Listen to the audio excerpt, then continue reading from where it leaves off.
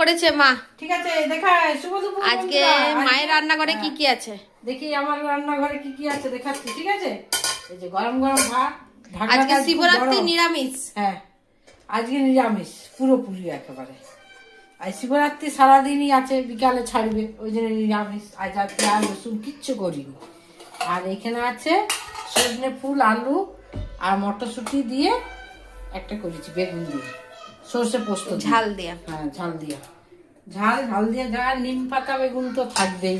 এখন নিম পাতা বেগুন আর তার সঙ্গে এরকম ক্যাটাগরি কে কে করেন বলুন তো? একটু বেগুনের সঙ্গে আলু দিয়ে নিম পাতা ভাজা। ঠিক আছে, মেয়ে আমার বেগুন পছন্দ করে না, ওই জন্য আমার অর্ধেকটা আলু দিয়া করাইলো। তো অর্ধেকটা আলু আর বেগুন নিম পাতা দিয়ে ভেজেছি।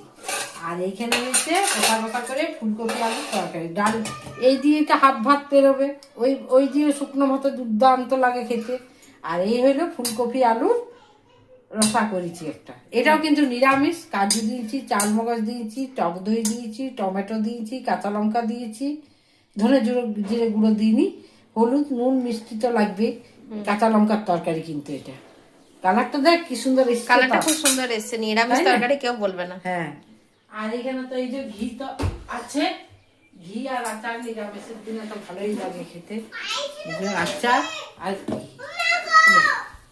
এই যে ঘি আর আচার। আর এই যে নাতি ভাত খাওয়া হয়ে গেছে। এই যে পনির খাবে।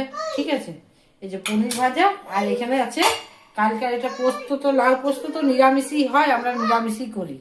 ঠিক আছে, তো লাউ আলু বড়ি দিয়ে পোস্ত করা হয়েছিল, সেটা রয়ে গেছে কালকে। আমাদের লাঞ্চের মেনুগুলো আপনাদের কেমন লাগলো কমেন্ট করে জানাবেন। ফেসবুক থেকে দেখলে লাইক করে দিবেন আর শেয়ার করে দিবেন। ইউটিউব থেকে দেখলে সাবস্ক্রাইব করে দিবেন। এখনকার মতন আসছি, আবার অন্য কোনো ভিডিও নিয়ে আসবো। টাটা।